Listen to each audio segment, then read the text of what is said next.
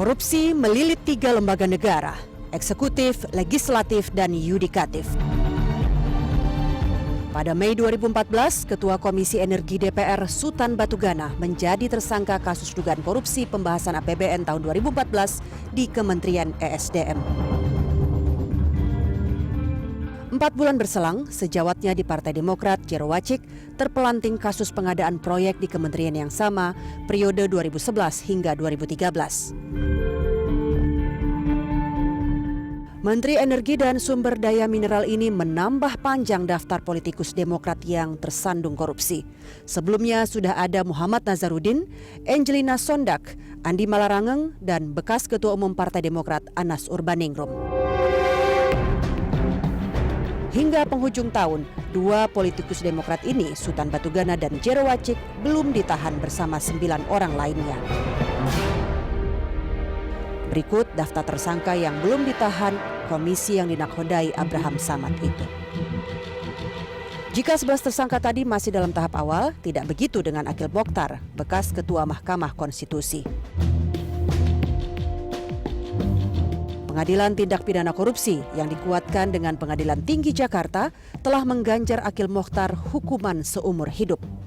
Akil Mokhtar terbukti bersalah menerima hadiah dan melakukan pencucian uang saat mengurus sejumlah sengketa pilkada di Mahkamah Konstitusi.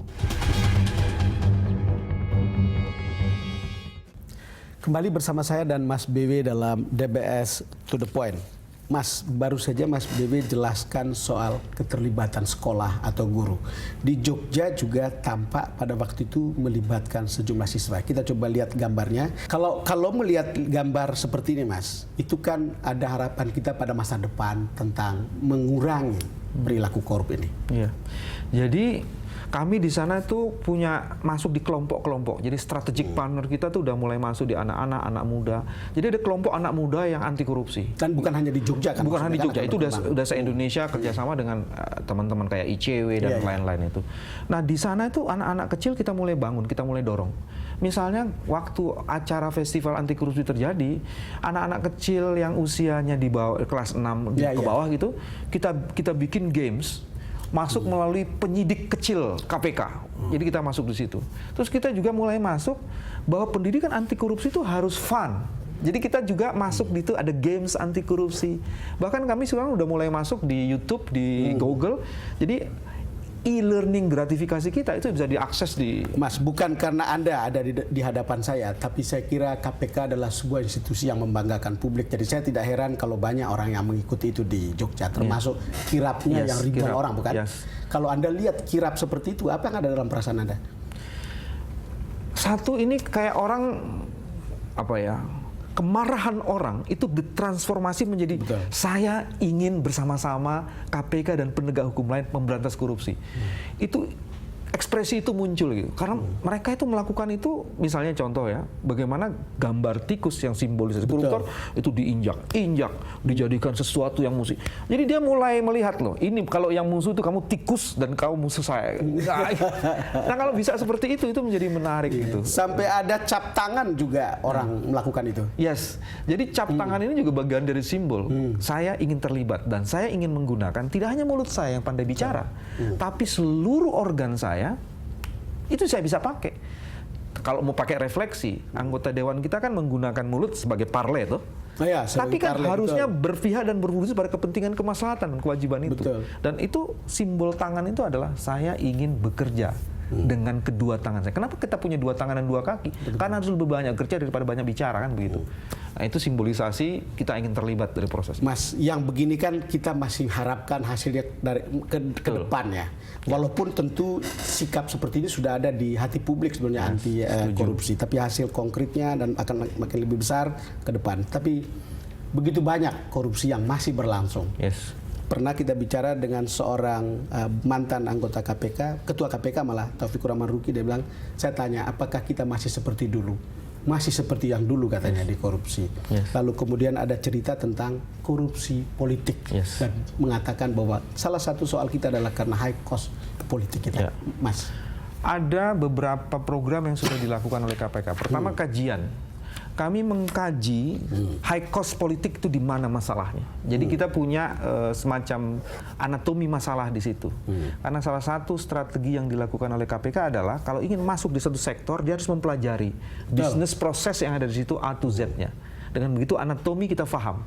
Sehingga ketika melakukan strategi intervensi, kita bisa melakukannya. Dan bahkan kami sudah studi mengenai DPR. Betul. Dan dalam studi itu kami menemukan titik-titik rawannya di situ. Contoh misalnya satu yang paling sederhana sekali. DPR dengan latar belakang profesi dan dengan kewenangan yang 3 kewenangan pokok itu, legislasi, APBN, dan pengawasan, ya. dia harus ditopang oleh ahli. Betul. Yang mumpuni. Betul. Itu sebabnya rekrutmen ahli menjadi bagian penting. Betul. Nggak bisa lagi ahli di sana cuma ahli-ahlian. Itu betul. Karena nepotisme dan kolusi gitu. Maka kita usulkan satu mekanisme rekrutmen di mana ahlinya itu ahli yang betul-betul hebat gitu loh. Nah, ini bagian dari salah satu usulan ke kita.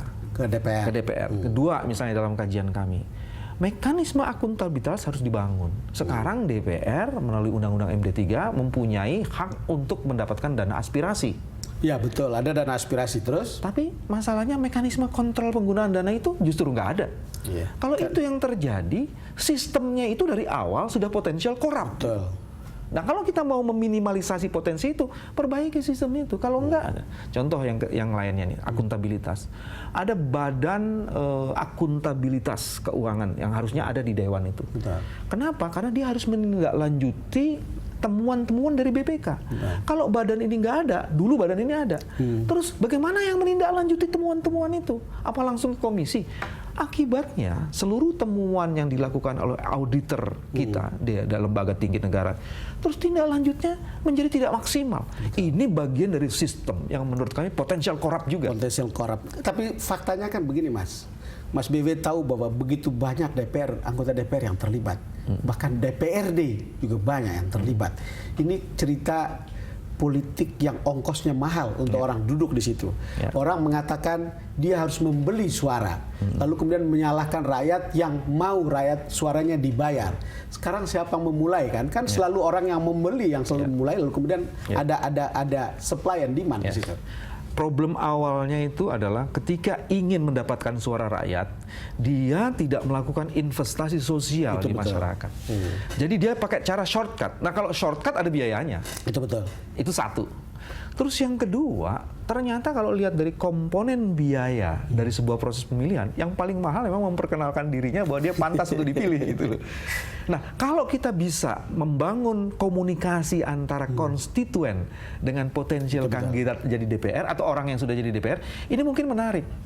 Nah, itu sebabnya yang harus dilakukan bukan hanya kepada teman-teman di DPR-nya saja, tapi juga membangun smart voters. Smart voters. Iya, tapi itu mungkin masih lama karena yang terjadi di lapangan begini, Mas. Ya.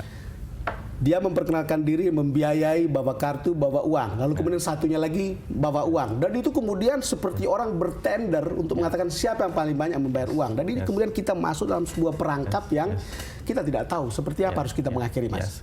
Jadi itu kalau yang sekarang sedang dibangun adalah kita sedang membangun beberapa level isu. Misalnya gini, oke, Angga menjadi anggota dewan. Karena Anda ingin jadi anggota dewan dengan cara shortcut, Anda kemudian membayar. Tapi kemudian itu tidak berarti Anda bisa diberikan keleluasan mengambil lagi manfaat dari kepentingan jabatannya. Betul. Nah, sekarang kampanye mengenai Anda itu bukan hanya penyelenggara negara, pejabat publik. Kewenangan Anda untuk kepentingan publik. Betul. Sedang kita lakukan. Terus kedua, mestinya setiap pejabat publik itu melaporkan laporan harta kekayaan penyelenggara negara. Karena ada potensi yang disebut dengan illicit enrichment. Illicit enrichment, betul. Jadi mereka harus terbuka dengan berapa jumlah yang didapat, berapa yang dihabiskan, dan berapa kekayaan lainnya. Kalau profil itu tidak sesuai, Anda potensial disebut suspek loh. Mestinya sih bisa diperkirakan kalau sudah dilaporkan seperti ini 5 tahun di DPR, mestinya tambahan kekayaannya sekian persen, itu wajar. Itu di luar itu harus dipersoalkan kan gitu kan. Jadi bukan orang tidak boleh kaya, boleh. Tapi apakah kekayaan itu dihasilkan dari cara-cara yang memang sesuai? Jadi kita ingin mengembangkan laporan harta kekayaan penyelenggara negara yang simply akuntabel gitu. Jadi bukan sekedar administratif. Makanya kemudian gagasan kami, kalau saja KPK diberikan satu kewenangan lain untuk bisa masuk di sektor pajak, selesai. Tipikor, TPPU pajak, karena ini kejahatan 3 in 1 ini. Biasanya orang yang melakukan tindak pidana korupsi, dia menyamarkan hasil korupsinya dan pasti tidak bayar pajak. Mas, Makanya tax ratio kita rendah, Bos. Cuma 12,5% dibandingkan ASEAN yang 17,5%. Mas, kita akan lanjutkan perbincangan kita setelah ini. Pemirsa, kami akan segera kembali, kita jeda sejenak.